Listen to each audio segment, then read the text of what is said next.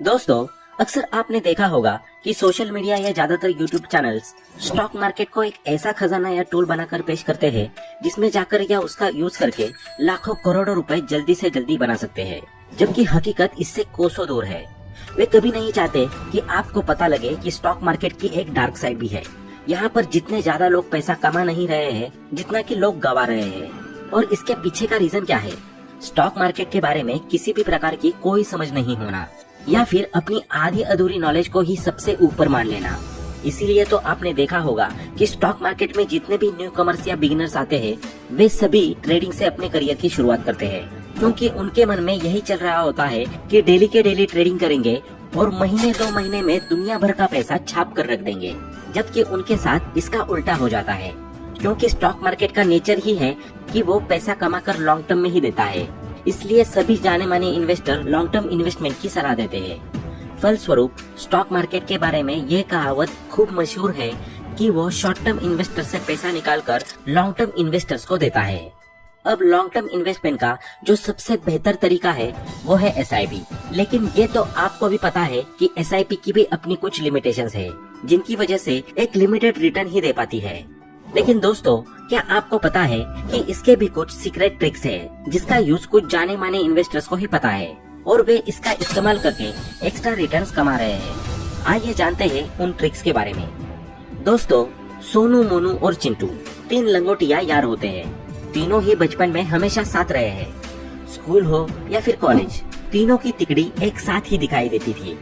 यहाँ तक कि तीनों ने अपनी फाइनेंशियल जर्नी यानी कि जॉब की शुरुआत भी साथ साथ ही की थी। अब जब तीनों की ही जॉब शुरू हो गई और पॉकेट में पैसा आने लगा तो तीनों ने डिसाइड किया कि वे अपनी इन्वेस्टमेंट जर्नी की शुरुआत करेंगे। अब यहाँ तक तो सब कुछ सेम था, लेकिन तीनों ही बंदों ने इन्वेस्टमेंट का तरीका डिफरेंट अपनाया। लेकिन देखने वाली बात ये थी कि SIP के बावजूद भी तीनों का उसे यूज करने का तरीका बिल्कुल ही अलग था। सोनू एक सीधे साधे परिवार से आता है, यानी कि जिनका न तो कभी कोई बिजनेस रहा है और न ही उन्होंने कभी कहीं एक भी पैसा इन्वेस्ट किया है। ये वो टिपिकल फैमिली है जो इस बात में बिलीव करती है कि FDs या RDs के अलावा मार्केट में जितने भी ऑप्शंस है सब रिस्की है। बचपन से सोनू को यही सिखाया गया कि जब भी तुम्हारे पास पैसा आए तो किसी भी और इन्वेस्टमेंट ऑप्शन के बारे में सोचना तक नहीं है, बस चुपचाप या तो FD करना है या फिर RD। इस तरह सोनू अपने पैसों के लिए यही तरीका चुनता है और एक लिमिटेड रिटर्न पर ही अपनी आकांक्षाओं को समेट कर रह जाता है। दूसरी तरफ मोनू भी आता तो एक मिडिल क्लास फैमिली से ही है, लेकिन उसके सोचने का तरीका थोड़ा सा डिफरेंट है। सोनू की तरह भले ही वो भी 9 to 5 की जॉब करता है, लेकिन इसके बावजूद भी इन्वेस्ट करने के सबसे सेफ और ट्रेंडिंग तरीका ढूंढना शुरू कर देता है। फाइनली उसे इन्वेस्ट करने का एक ऐसा जरिया मिल ही जाता है जिसमें रिस्क भी काफी कम होता है और रिटर्न्स भी काफी अच्छे मिल जाते हैं। ये तरीका है SIP इन इंडेक्स फंड, जिसकी सलाह और कोई नहीं बल्कि वॉरेन बफेट जैसे दिग्गज लोग भी देते हैं, क्योंकि कई साल की रिसर्च में ये देखा गया है कि index fund 88% large cap mutual funds को बीट कर देते हैं। तो दोस्तों, मोनू मंथली 5000 रुपीज अपने अकाउंट से SIP के लिए डिडक्ट करवाना शुरू कर देता है और इस प्रोसेस को बड़े ही डिसिप्लिन और डिसेंसी के साथ अगले 25 सालों तक फॉलो करता है। इस तरह 25 साल बाद उसे अप्रोक्स 12% की रेट से उसका पैसा बढ़कर हो गया 94,88,175। अब बात करते हैं तीसरे दोस्त की, यानी कि चिंटू की। हालांकि चिंटू भी अपने दोनों दोस्तों की तरह 9 to 5 जॉब में फंसा हुआ था। उसके पास भी बिल्कुल टाइम नहीं था कि वो बैठकर मार्केट के बारे में नॉलेज इकट्ठा कर सके और उसका एनालिसिस कर सके। लेकिन इसके बावजूद भी उसका मानना था कि नॉर्मल रिटर्न तो हर कोई कमा रहा है, उसे कमाना है थोड़े एक्स्ट्रा रिटर्न्स, वो भी उसी SIP से जिसका यूज उसके दोस्त मोनू ने किया। चिंटू ने समझदारी दिखाते हुए 5000 की SIP तो कर दी इंडेक्स फंड में, लेकिन उसके साथ में उसने मार्केट में और भी अपॉर्चुनिटी तलाशना शुरू किया। इस तरह उसे जब भी लगता कि मार्केट डाउन जा चुकी है तब वो कुछ एक्स्ट्रा अमाउंट तुरंत इन्वेस्ट कर देता। जब हर तरफ मार्केट पैनिक हो रही होती है तब चिंटू बिना कोई स्ट्रेस लिए उस अपॉर्चुनिटी का फायदा उठाता है और एक्स्ट्रा रिटर्न्स प्राप्त करने के लिए अपना पैसा इन्वेस्ट कर देता है। अब क्वेश्चन ये आता है कि जब सारे लोग पैनिक कर रहे हैं तो उसे यानी कि चिंटू को कैसे पता लग रहा है कि यही इन्वेस्टमेंट का सबसे अच्छा टाइम है। दूसरा, अगर मार्केट डाउन जा रही है तो आखिर कितने % तक मार्केट डाउन जाए तब इन्वेस्ट करने का बेस्ट टाइम रहेगा। तो इन क्वेश्चंस के आंसर के लिए चिंटू फॉलो करता है 3 ट्रिक्स, यानी कि 3 इंडिकेटर्स। आइए जानते हैं इनके बारे में। इंडिकेटर नंबर 1, रिलेटिव स्ट्रेंथ या रिलेटिव स्ट्रेंथ इंडेक्स, जिसे शॉर्ट फॉर्म में RSI भी कहा जाता है। इसका इस्तेमाल जनरली मार्केट ट्रेंड को देखने के लिए किया जाता है। इसका यूज करके इन्वेस्टर्स ये एस्टिमेट लगाने की कोशिश करते हैं कि मार्केट अभी ऊपर है या फिर नीचे। RSI की वैल्यू हमेशा 0 से 100 के बीच मूव करती है। ट्रेडिशनली जब RSI की वैल्यू 70 या फिर उससे ऊपर चली जाती है तो ऐसा कहा जाता है कि मार्केट ओवर वैल्यूड है, यानी कि महंगी है। वहीं जब इसकी वैल्यू 30 या उससे कम होती है तो ऐसा कहा जाता है कि अब मार्केट सस्ती है, यानी कि नीचे चली गई है। इसी मौके का फायदा चिंटू तुरंत उठा लेता है। वो कैसे, आइए देखते हैं। सबसे पहले चिंटू एक फ्री वेबसाइट का इस्तेमाल करता है जिसका नाम है ट्रेडिंग व्यू। इसके बाद वो सर्च टैब पर जाता है और वहाँ से निफ्टी 50 सर्च करता है, जिसके बाद इस तरह का चार्ट ओपन हो जाता है। तब वो यहाँ से मंथ सिलेक्ट करता है, क्योंकि उसे एक दिन के लिए नहीं बल्कि लॉन्ग टर्म के लिए इन्वेस्ट करना है। इसके बाद वो इंडिकेटर्स वाले सेक्शन पे क्लिक करता है और टाइप करता है RSI, यानी रिलेटिव स्ट्रेंथ इंडेक्स। टाइप करने के बाद यहाँ पर RSI का ग्राफ स्क्रीन पर आ जाएगा, जिसके बाद वो RSI की सेटिंग में जाकर उसकी लेंथ 2 सिलेक्ट करता है। इस ग्राफ में जब कभी भी RSI की वैल्यू 30 से नीचे चली जाती है तो चिंटू इसे एक इंडिकेशन समझता है और डिसाइड करता है कि ये इन्वेस्टमेंट करने का एक बेहतर पॉइंट हो सकता है। लेकिन चिंटू को ये भी समझ है कि सिर्फ एक इंडिकेटर के सहारे इतनी बड़ी स्टॉक मार्केट का सही आकलन संभव ही नहीं है।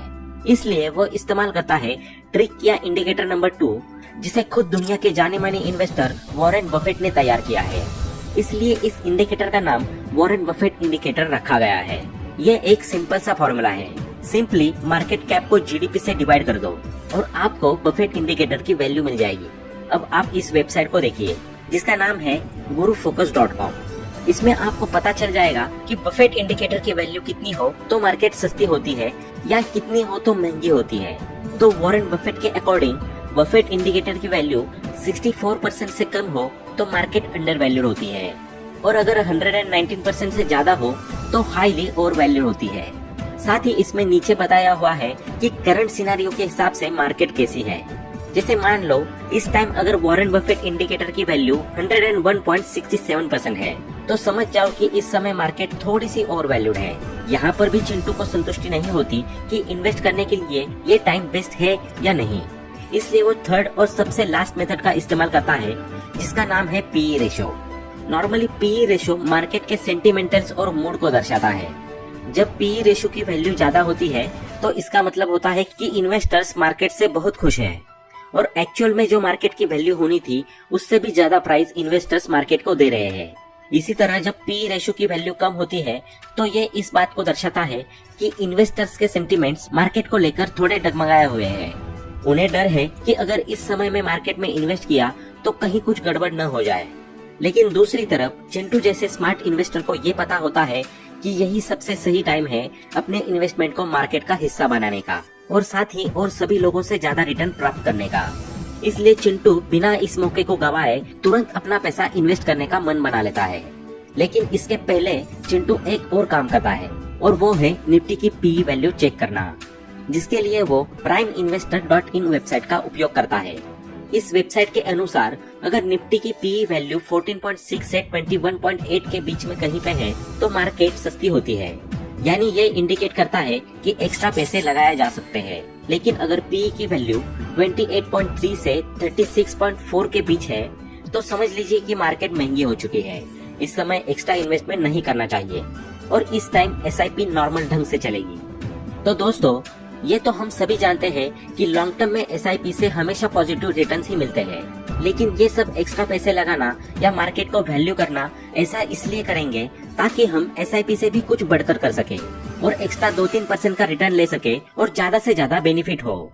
हालांकि ये तीनों मेथड्स काफी अच्छे हैं एक्स्ट्रा रिटर्न्स लेने के लिए, लेकिन आप रोज रोज इनको मार्केट में अप्लाई करते फिरोगे तो आपको बहुत सारी फॉल्स इंडिकेशंस मिल सकती है जो आपको आपके रास्ते से भटका सकती है।